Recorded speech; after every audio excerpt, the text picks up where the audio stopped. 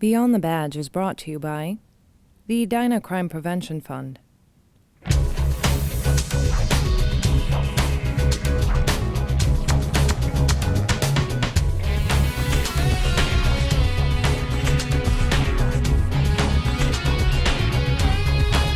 Welcome to Beyond the Badge, a program about the inner workings of the Edina Police and Fire Departments. Thanks for joining us. I'm Sergeant Brian Hubbard.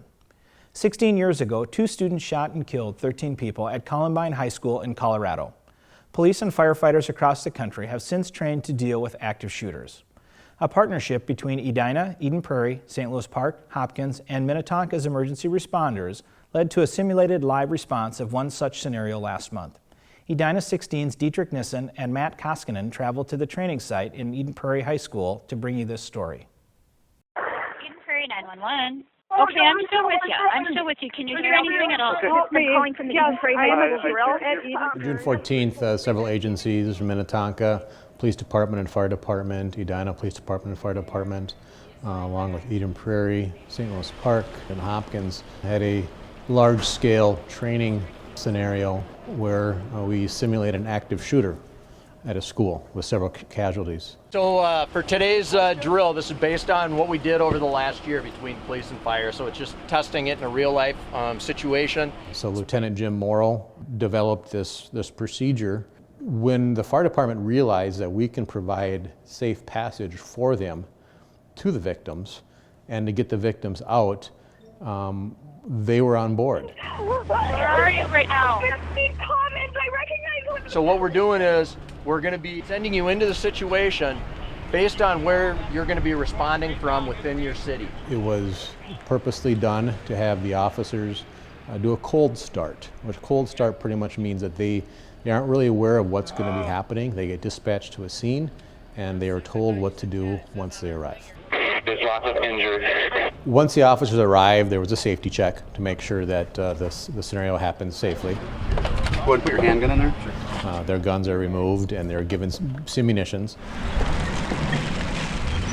And then from the safety check, they arrived at the high school and then formed, they're called triage rescue teams, TRTs. I was told to come to door 13.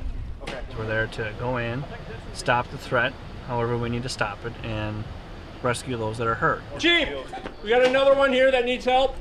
It may take us hours to search a building. Well, these victims don't have hours. They have minutes. The triage rescue teams went in. Are we going to one too? Nope, so diamond? Like a little diamond. So like one in the front, 2 in the middle, 1 in the back. Yep. A team of police officers would surround a group of firefighters, and they go into areas that are not considered hot, what means they aren't in danger, but it's still not cleared. The purpose of the scenario was to remove all the victims from the active shooter within 30 minutes. I think the best part about all of it was the teamwork. It was really phenomenal to see all these agencies, different departments, fire and EMS and police all working together and doing a really good job when they had never even met each other before. All in all, I think it went pretty good. We had a pretty rapid response in getting inside. Good workout with our crews on the fire side with the police crews. How you feeling? You good? Yeah. Here's yours, Mark. All right, man. We're going to take you off this thing, okay? I'm just going to pull you off, relax.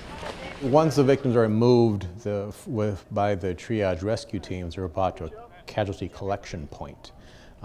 Then the ambulances would arrive to those points and take the victims to the hospitals. I think there's a huge benefit for the whole scenario, just for us to be able to run through it in a real life setting so that we can all get an idea of what we would do if it were in our city, an idea of what we would do if we have to do this in real life with another city. And also because I think that there was some apprehension between the different areas, the firefighters and the police. It's good for our trust building with them to know that we are on the same page, we're communicating the way we should. Wait, 1039. There's supposed to be a pipe bomb here. Alright, so it might be on the other side. Okay. It's backed out. Oh, it's right there. We had some misunderstandings about radio channels. I think the part that probably could use the most improvement is the communication. It was very difficult for the teams that were inside communicating with the people that were outside and the people on the active shooter side of it versus the TRT teams. I've got 5 unaccounted for. I don't know what's going on with the TAC teams, but I've got 5 people that I'm not sure where they are. Everybody else, I think... There was a large debrief on what went well, what didn't go well.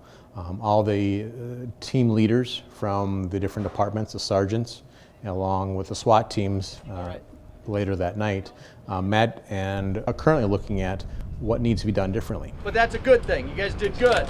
Be safe. This was the first time a mass response to an active shooter training event has happened in Minnesota. The North Hennepin suburbs will conduct their own training in the future. One of the ways that Edina High School helps students prepare for their future is to give them first-hand experience with certain careers. In the area of public safety, students can learn through the Police Explorers Post, and now with a new week-long crash course called Fire Academy. Edina 16's Nathalie Gage went to the South Metro Public Safety Training Facility to peek in on the academy. There's a button up top you gotta click, and there's a button on the side you gotta pull. Firefighting wasn't something that I aspired to as a kid. I always kind of thought I was going to be a teacher. I was able to try it out for a day at a women's event that I went to, and I fell in love with it even though I didn't know anything about it at all.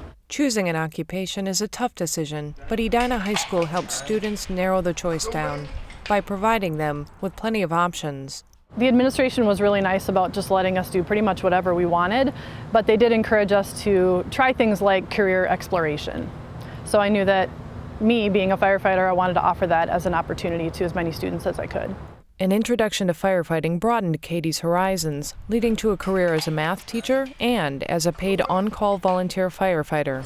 She hopes to impact students by providing the same opportunity that she had. This has definitely opened up my mind to becoming a firefighter. It seems very interesting, very rewarding, and like it's something that I could come home every day and be happy I signed up for. After seeing a lot of the stuff that medics do, it actually gets me pretty excited, and maybe I might even take some few courses in college that has to do with medicine. Fire Academy not only helps students affirm or reconsider their interest in firefighting, but it also helps them manage expectations. I think it's very valuable because I know for some people, public works and stuff like that, it's not very an open opportunity for kids to see. They just kind of see what happens on TV. And they get the stereotype of what happens. All right, one volunteer to go over now. They got to use the jaws of life to do auto extrication. They got to rappel off a 7-story building. They were surprised at how hard it is to be a firefighter. They were tuckered out at the end of the day every day most of the time. Although planning the curriculum is quite an undertaking, Katie hopes to make Fire Academy a regular May-term elective. Like I said, it was a lot of work. I'll have to think about doing it again, but I know it would be valuable if I did offer it again. I know kids would want to sign up for it. I really think there's a lot of value in these programs. I feel like they should be offered to younger people because this is really something that changes how you look at life and your career even. For Edina 16, I'm Nathalie Gage. This was the first year that Fire Academy was offered among the elective and career exploration classes during Edina High School's May term. 13 students attended the inaugural program. With summertime in full swing, more people are outside taking advantage of the warm temps and outdoor activities. Because of this, there is a notable uptick in pedestrian traffic, increasing both drivers and pedestrians' need to be attentive on our sidewalks and roadways. This month's Focus In campaign concentrates efforts on pedestrian safety. Motorists, bicyclists, and pedestrians are reminded of their obligation not only to the traffic laws, but also to one another. Drivers must yield to pedestrians in designated crossing points, and likewise, pedestrians must cross the road in a lawful manner. Adherence to these traffic laws and mutual respect between motorists, bicyclists, and pedestrians will help ensure that everyone has a safe and enjoyable summer. On behalf of the City of Edina's Public Safety Team, thanks for tuning in to learn a little bit more of what goes on beyond the badge. Until next time, stay safe.